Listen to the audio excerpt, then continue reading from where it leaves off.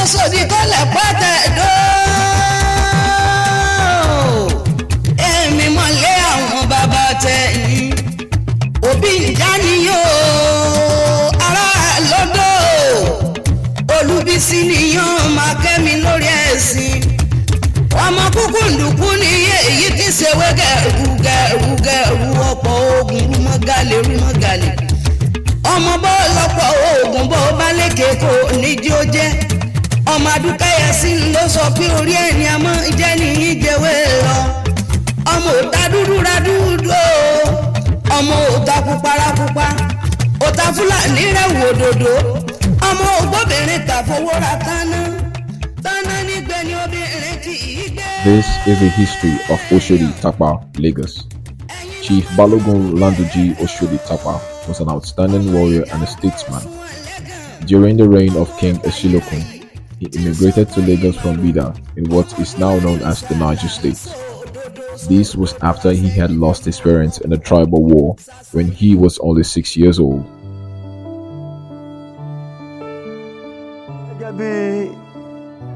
Nǹkan tí a gbọ́ lẹ́nu àwọn bàbá tí wọ́n bí wa tí àwa náà ta dẹ̀ tún kà nínú ìwé ìtàn a gbọ́ wípé Oshodi bàbá wa Landuji Oshodi pé ọmọ ọba ní ilẹ̀ Tapa pàápàá ní ìlú tí wọ́n pè ní Bida kó tó di pé ó wá sí Èkó nígbà tí ó ti wà ní ọmọdé láti kọ́ bí gẹ́gẹ́ bí nǹkan tá gbọ́ a máa lọ bí ọmọ 20 ọdún la gbọ́ pé ó dé sí Èkó.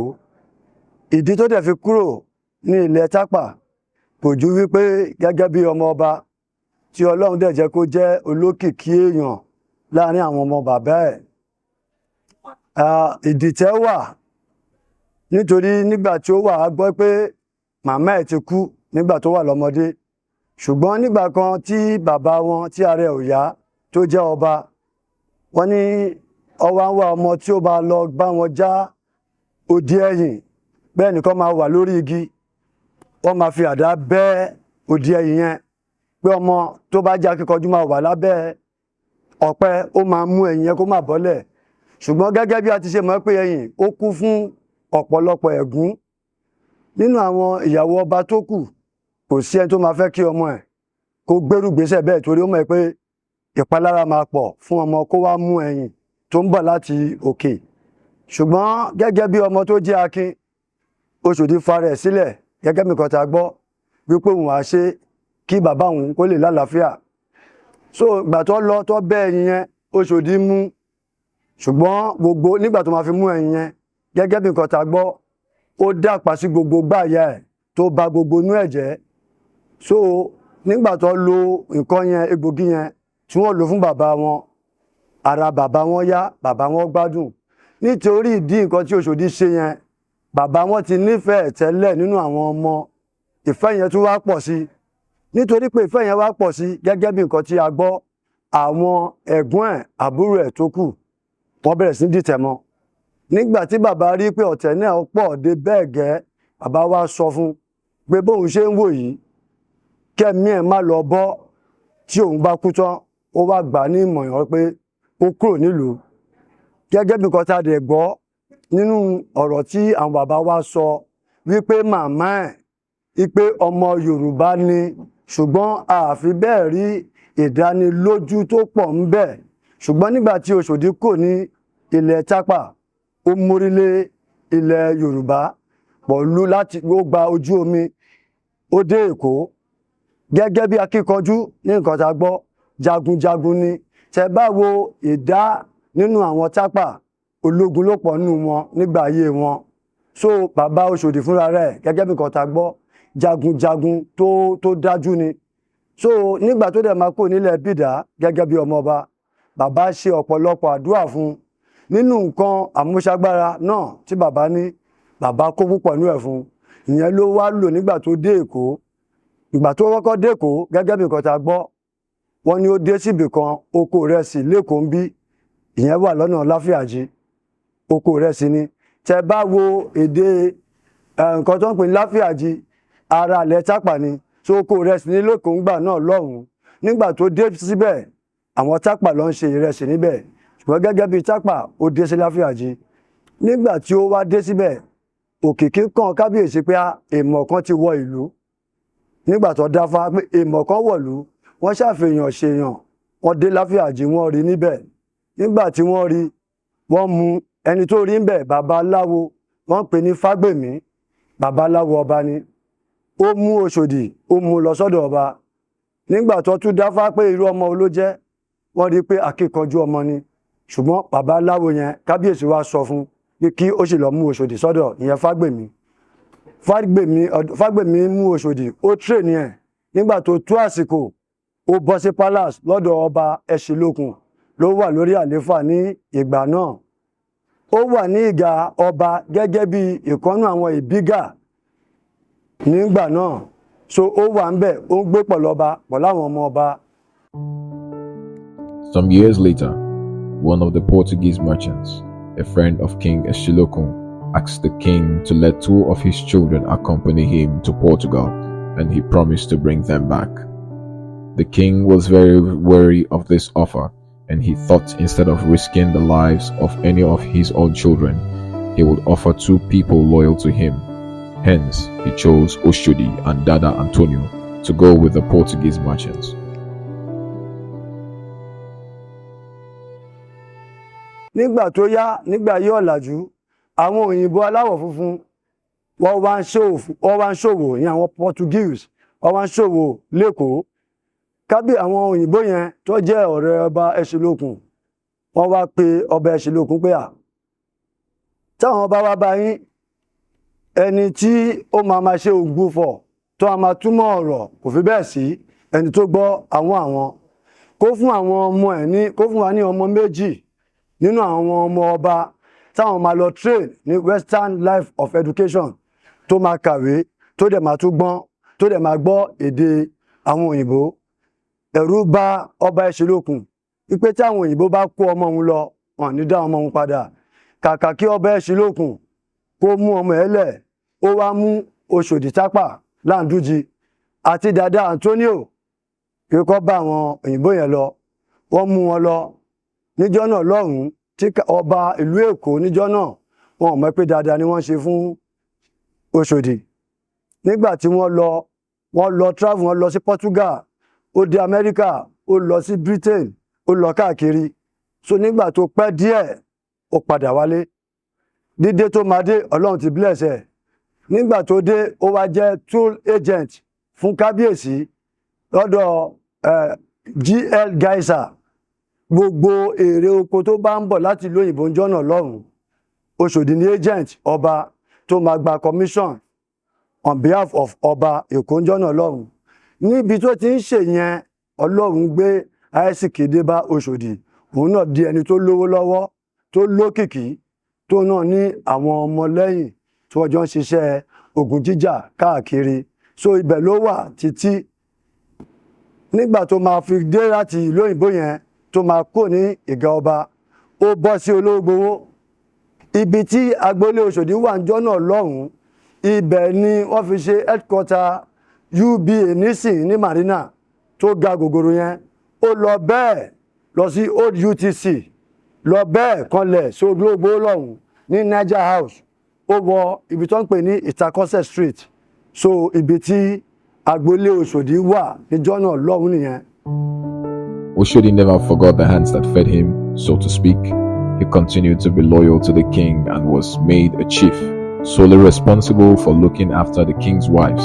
He was the only one who would go into the queen's apartment to oversee repairs, if the need arose. Nígbà tí rògbòdìyàn àwọn Dàwọ̀mí dé bá ilẹ̀ Yorùbá, tí àwọn Dàwọ̀mí tó ń kó ẹrú káàkiri, wọ́n bẹ̀rẹ̀ sí kó ogun ja ilẹ̀ Yorùbá. Wọ́n dà ìgbà tí wọ́n jà lọ wọ́n dé ibì kan tí wọ́n ń pè ní Ìgbẹ́sà nígbà tí Onígbẹ̀sà rí pé àwọn Dàwọ̀mí tí ń bọ̀ kó àwọn aráàlú òun lẹ́rú àti pàápàá òun gangan fúnra ara òun lè má safe wọ́n lè mú òun náà lẹ́rú gẹ́gẹ́ bí ọba ó sá kúrò ní ìlú Ìgbẹ́sà ó sá wá sí ibi tí à ń pè ní Oṣòdì lénìí ibẹ̀ ló wá sá pamọ́ sí ibẹ̀ ló wà tó ti wá rí ìkan nínú àwọn ọdẹ apẹ̀yìn níjọ́nà lọ́hùn tó ṣe ọdẹ lọ sí Oṣòdì láti olówó gbowó tó jẹ́ ìkan lára àwọn ọmọ ẹ̀yìn Oṣòdì tó ṣe ọdẹ lọ sínú igbó lọ́hùn lóṣòdì oko. Ìgbà tí yẹn rí ó júwe ara rẹ̀ gẹ́gẹ́ bí ọba òun ọba ìlúbi tó jẹ́, nǹkan tó fà á tó fi sá kúrò tó fi sá wá sí ibi tó wà. Ìyẹn wá sọ pé arákùnrin ògbójú kan wà lẹ́kọ̀ọ́ tó jẹ́ jagunjagun gidi pé Oṣòdì lórúkọ ẹ̀ ń jẹ́. Ọba Ìgbẹ̀sà wá ní kọjọ́ ó wá rán arákùnrin yẹn Akésọdẹ lórúkọ ẹ̀, Akésọdẹ tó wá rán sí Oṣòdì ní olówó gbowó pé báyìí ni condition tí òun wà. Ìgbà tó Oṣòdì gbọ́ iṣẹ́ ọba, Oṣòdì tamọ́ra pẹ̀lú àwọn ọmọ ẹ̀yìn ẹ̀, wọ́n lọ síbẹ̀. Ó rí kábíyèsí ọba Onígbẹ̀sà, ó ṣàlàyé nǹkan tí ó ṣẹlẹ̀ fún. So ìgbà tó Oṣòdì gbọ́ bẹ́ẹ̀, Oṣòdì ní kí bàbá kó fọkàn balẹ̀ pé kò ní séwu. So Oṣòdì mú gba àwọn ọmọ ẹ̀yìn ẹ̀ níjọ́ náà lọ́hùn. Ẹni tó jẹ́ olórí wọn jọ́ náà òun ni bàbá wa Ọdúnlámì Òpé, òun ló lórí ọmọ ogun Oṣòdì níjọ́ náà lọ́hùn. Ó wá pín wọn káàkiri gbogbo ìgbèríko ibi tí àwọn Dàòmí lè gbà wọlé láti wá kó àwọn ará Ìgbẹ̀sà lẹ́rú. Gẹ́gẹ́ bí ẹni tí wọ́n ti mọ̀ pé jagunjagun tó lágbára púpọ̀ ni. Nígbà tí àwọn Dàòmí gbọ́ pé Oṣòdì ti wà ní agbègbè Ìgbẹ̀sà, wọn ò lè wọ Ìgbẹ̀sà mọ́. Wọ́n lọ, wọ́n kógun ja Abẹ́òkúta, wọ́n kógun ja àwọn ilẹ̀ Yorùbá tó kù, ṣùgbọ́n wọn ò lè dé Ìgbẹ̀sà. Nígbà tí Oṣòdì rí pé nǹkan yẹn ti lọ́lẹ̀, ó padà sékòó. Ṣùgbọ́n nígbà tó máa kúrò ní jọ́ngù tí à ń pè ní Oṣòdì lénìí, ó fi Òpé sílẹ̀ ńbẹ̀ gẹ́gẹ́ bí olórí ogun ẹ̀, wípé òun fi ẹ́lẹ̀ kó máa ṣọ́ gbogbo àwọn tó kù àti kábíyèsí. Tẹ́ bá wá rí pé nǹkan kan fẹ́ ṣẹlẹ̀ tó fẹ́ lágbára, ẹ ránṣẹ́ sí mi lÉkòó. Nígbà tó ṣe nígbà díẹ̀ tí Òpé náà rí pé kò sí nǹkan kan mọ́, Oṣòdì náà padà, àwọn Òpé náà ó padà sékòó. Nígbà tí wọ́n padà sékòó nìkan bí ọdún 11 tí ò sí nǹkan kan, bàbá kábíyèsí Onígbẹ̀sà ó padà sí ìlú Ìgbẹ̀sà. So àwọn ọmọ ẹ̀yìn Oṣòdì tí wọ́n kù wọ́n wà ní Oṣòdì oko gẹ́gẹ́ bí orúkọ tí wọ́n ń pè jọ́nà lọ́hùn. Ṣùgbọ́n After all the I could ever see is on I went my leave. I rode as a man a new tree. Like the master still, young John. After all the I could ever see is on I After the death of King Esilokun, Chief Oshodi remained loyal to his children. He particularly cast his lot with Idewu Ojulari, who succeeded his father. After the reign of Chief Idewu Ojulari, Kosoko, a son of Osilokun, was said to be the rightful heir to the throne. Kosoko was to be ordained as the next Oba, but unfortunately, he was not around. He was on an exile. He was an enemy of Chief Eletu Odibo, whose duty was to install and crown any new king. It was said at the time that young Prince Kosoko had seduced Eletu Odibo's would-be wife, and in retaliation, Eletu Odibo used his powerful position to crown Oluwole as the next king of Lagos in 1836. Kosoko and other descendants of King Esilokun were not satisfied with the decision and were ready to show their resentment. They waged a war against King Oluwole and Chief Eletu Odibo. Kosoko and his warriors invaded Isale Eku. The battle was fierce and prolonged, but ended with victory on the side of the king's army. Kosoko fled to Wida, realizing the consequences of his action. When King Oluwole died, Akitoye was crowned in 1841 as the next king of Lagos. So they cannot leave the palace just like that. So they have to crown his brother, that is Akintoye. Conscious of the right of Kosoko to the throne, Akitoye justly decided to search for Kosoko, his nephew, who had taken refuge in Wida. He believed that he must enjoy his patronage while on the throne. Akitoye organized a search party under the command of bold and gallant Chief Oshodi. The rapidity with which the party achieved its success was directly related to the military might of Chief Oshodi. Kosoko finally returned to Lagos with Chief Oshodi in a vessel belonging to a merchant called Domingo. Henceforth, Chief Oshodi worked to maintain peace between Kosoko and Akitoye and eventually brought the two together in terms.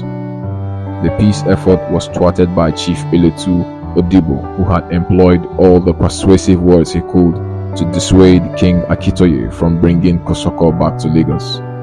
There was a face-off again when that chief was trying to estrange enmity between Kosoko and Akitoye, which later led to war. Oshodi that time was the warlord, war captain, defending Kosoko, while Ashogbon, they were defending Akitoye. Akitoye's men, led by Eletu Odibo, were soundly defeated. Eletu Odibo was captured in an ambush and killed. With the death of Eletu Odibo, the elders asked Akitoye to escape to his mother's town in Abeokuta. When Kosoko heard about the plan, he detailed his war chief Oshodi to lay ambush for Akitoye, kill him and bring his head for him. Akitoye now was trying to run away.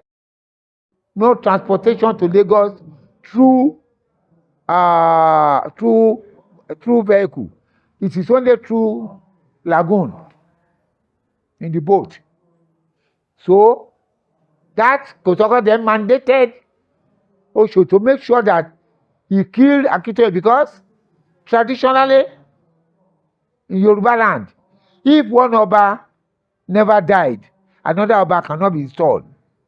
But the man has taken up the throne as Oba of Lagos. So he wants Akitoye dead. So as Akitoye was trying to escape, unfortunately for him,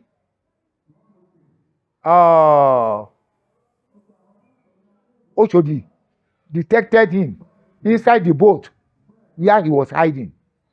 Immediately he saw Oshodi, and he has got the knowledge that Akitoye has asked for his head.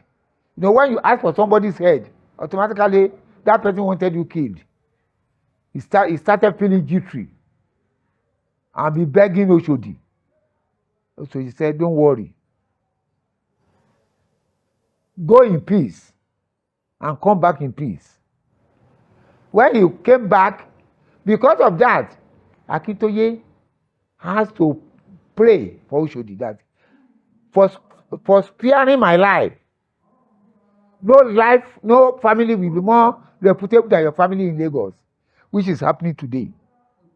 In the whole of Lagos, rarely you see a family that will be as large as Oshodi family. That is that. When he got back to Kosoko, he told Kosoko, Akitoye charmed him and he slept off. Kosoko knows that Akitoye can never escape Oshodi. So that was how Akitoye escaped through Badagry, connected Abeokuta, because his mother is from Abeokuta. In 1845, Kosoko defeated Akitoye and ascended the throne. In the meantime, Chief Oshodi remained Kosoko's Abagbon war chief. While in exile, Akitoye appealed to the British government for help to restore him to his throne. Getting to Abeokuta, he connected England. Then the white men came to support him. I don't understand. During the course of that support, there was a fight, a war between Kosoko's army and the British. Nígbà tí ogun yẹn dẹ̀ máa ṣẹlẹ̀, Oṣòdì bọ́ sẹ́yìn Òṣọ́pọ̀ pọ̀lá òpé pọ̀lá àwọn ọmọ ogun tó kù. Púpọ̀ nú àwa tí a wà lẹ́pẹ̀tẹ̀dó lénìí olóògbó la wà. Nígbà tí ogun yẹn bẹ̀rẹ̀, ogun náà le púpọ̀. Débi pé àwọn òyìnbó ń jọ́ náà, wọ́n lérò pé àwọn èèyàn dúdú wọ́n fojú kéré wọn wípé kò sí nǹkan tí wọ́n máa ṣe. Nígbà tíjà bẹ̀rẹ̀ wọ́n kọ́kọ́ bẹ̀rẹ̀ sí ní ró àgbá, àwọn Oṣòdì wọ́n gbẹ́ ihò táwọn jagunjagun máa ń gbẹ́ láti Ológbowó jọ́nà lọ́hùn, wọ́n gbẹ́ dé etí omi ní Mẹ̀kún ẹ̀. Níjọ́nà lọ́hùn wọn ò tí ì gbẹ́ gbogbo àwọn màrínà, kò tí ì jì tó nǹkan tó jì báyìí jọ́nà. So wọ́n wá lọ gé igi ọ̀pẹ, wọ́n lọ kó sínú ọ̀sà láti lè rí wípé láti fi disturb mú.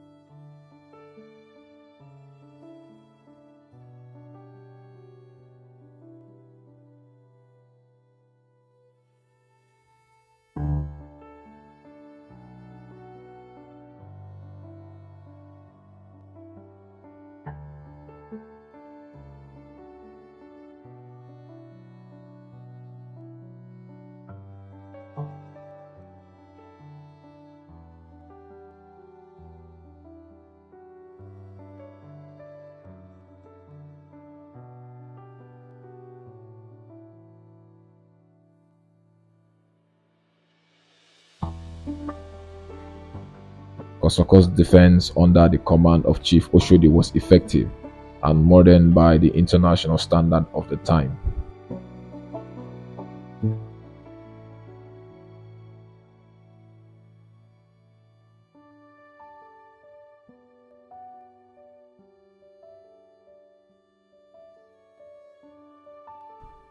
After 9 days of consecutive serious military actions, the British fleet unleashed excessive gunpowder, which resulted in the defeat of Kosoko's fleet under this unfavorable condition.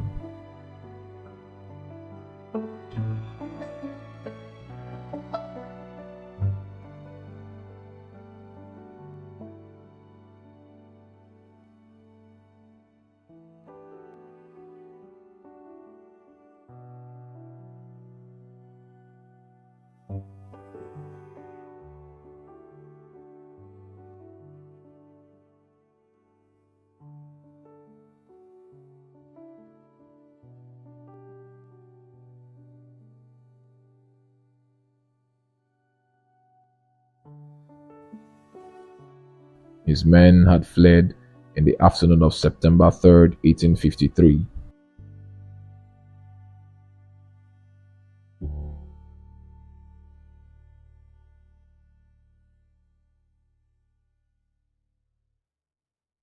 Dosumu was formally installed as the King of Lagos. Although the war seemed to have ended with Kosoko in exile, there were sporadic raids on Lagos from Ekpe, disturbing the peace and trade of the island.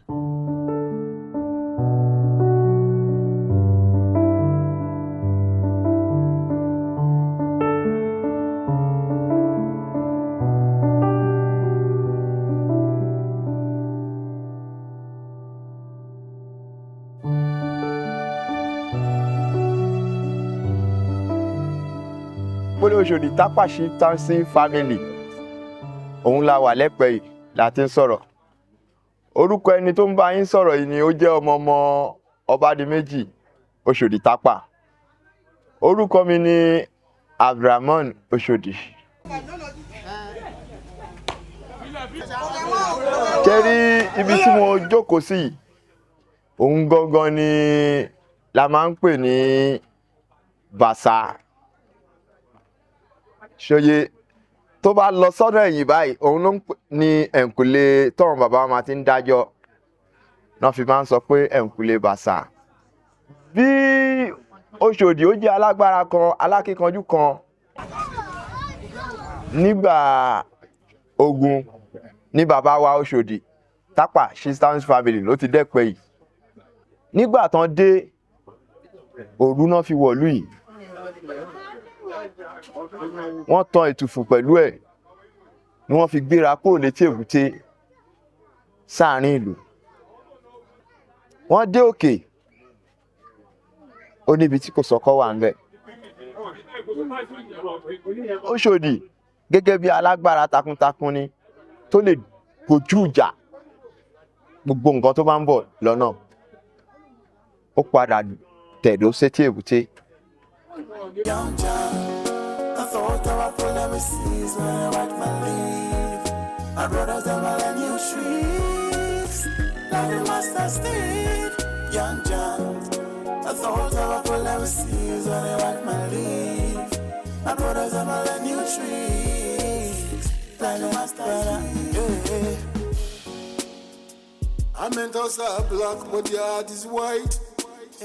Cause they think like them no get it, them no get at all. Since the left things got worse, we need a change. Yeah. They unite to share while they divide the poor. Ooh. We trouble is him and hate, we need to change. Young John. If we got change, we restart the fourth plane. We they crash out lanes since we got change. Ooh. So we go fly above things with the hold us back.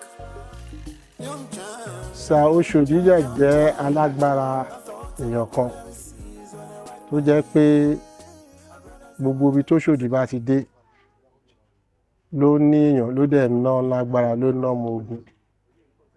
Láti Èkó tó fi dé Ẹ̀pẹ́ kò síbi tó Oshodi dé tí ò lápá.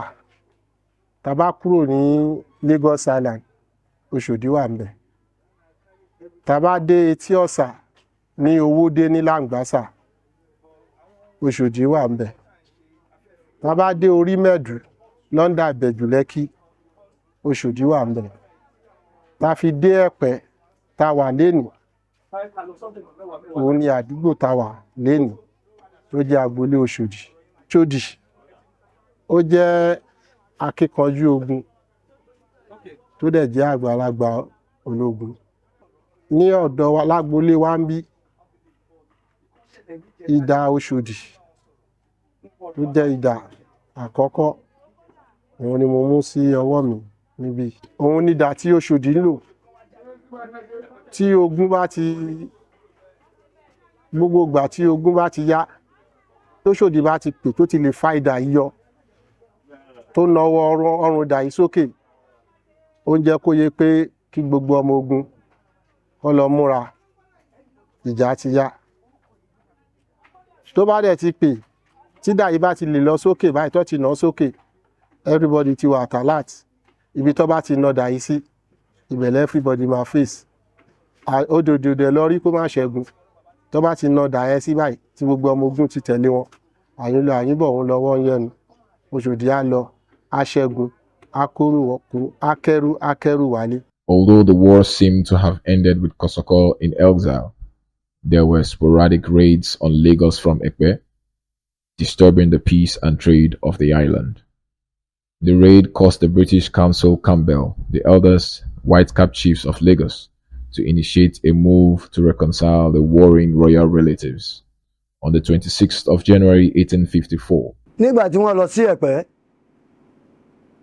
ṣẹ́mọ̀ àwọn ajagun wọn nífẹ̀ẹ́ wa ogun jíjà sílẹ̀. Wọ́n á tún wá látẹ̀pẹ́, wọ́n wá tẹ̀dó sí Bádóore. Láti Bádóore, gbogbo àwọn tí wọ́n ń gbé ọkọ̀ ọjà lọ séjìrìn tó ń wá sẹ́kọ̀ọ́, wọ́n lọ kidnap wọn. Ìyẹn ni wọ́n ń pè ní guerrilla war tactics. Wọ́n attack wọn, wọ́n kidnap wọn. So peace ò fi bẹ́ẹ̀ sí l'Ékòó nígbà yẹn. They were coming to Lagos on occasional basis, disturbing the peace of Lagos with gun, with all fighting equipments. So at a time, they believe they have to settle that fight. So then the governor of Lagos then, that's Governor Glover, was a personal friend to Oshodi. So he wanted Oshodi to come back to Lagos. But Oshodi, because of his loyalty to Kòsọ́kọ́, he said he will never come to Lagos except Kòsọ́kọ́ come with me. They said Kosoko cannot come because Kosoko is still claiming to be king. And there's no possibility that two kings can possibly rule in a town. So then they organized for how to settle the fight. Then they invited Oshodi and his people from Ekpe. They never wanted to come because they were fearing that if they come to Lagos, they can arrest them. Then they told the British that they should come to Ekpe. The British also are fearing because you know the type of person Oshodi is. They say, okay, let us organize this settlement on a neutral ground. This conference, historically known as Langbasa meeting, was held at Egbekin, Palava Island. About 4 months after King Dosumo's coronation, the British Council Party included the commander of HMS Plateau with other officers command under his, and Kosoko's party, which included Chief Oshodi Tapa and Chief Onisemo Adeburusi of Ekpe. They came out without Kosoko, about 60 canoes, each containing 40 men. King Dosumo was represented by several white-cap chiefs and war chiefs. At the opening of this remarkable conference, the Ekpe people, led by Chief Oshodi Tapa, expressed their strong desire to return to Lagos, to the British Council, and be at peace with their friends and relatives. Chief Oshodi proposed that Kosoko be allowed to return to Lagos and live as a private person. Gẹ́gẹ́ bí ìgbésẹ̀ tí Oshodi gbé, wọ́n ní àwọn fún Oshodi ní ààyè kó padà wá s'Èkó gẹ́gẹ́ bí aṣojú àwọn ará Ẹ̀pẹ́, gẹ́gẹ́ bí ambassador. Oshodi dẹ̀ sọ fún wọn point blank pé òun ò ní wá sí Èkó until tí wọ́n bá jẹ́ kí Kòsọ́kọ́ náà kí ó padà. Ṣùgbọ́n èsì tí àwọn òyìnbó fún Oshodi ní pé àwọn ò lè gbà kí Kòsọ́kọ́ padà s'Èkó, torí wọ́n ti lérò pé tí Kòsọ́kọ́ bá padà, Kòsọ́kọ́ tún bá padà béèrè ibi tó ti kúrò. So èsì tó fún Oshodi ní pé ọba méjì kò lè gbèlú. So ìyẹn ló fa ìdí tí Kòsọ́kọ́ àti Oshodi kò ṣe padà ní àsìkò ìgbà tí wọ́n sọ fún wọn pé kí wọ́n padà nìyẹn. Ṣùgbọ́n tó bẹ́ẹ̀ jù bẹ́ẹ̀ lọ, avenue peace meeting yẹn ó ń continue títí di ìgbà tí ọ̀rọ̀ wọn fi wọ̀ pẹ̀lú àwọn ará Ẹ̀pẹ́. Nígbà tí wọ́n máa parí ọ̀rọ̀ pátápátá, bàbá wa níjọ́ náà lọ́hùn, bàbá wa Olùmẹ̀gbọ́n ni wọ́n lead delegation ọba Dòsùnmú níjọ́ náà lọ́hùn tí wọ́n lọ fi ṣe final meeting. Oshodi ó lead delegation Kòsọ́kọ́ lórúkọ àwọn ará Ẹ̀pẹ́.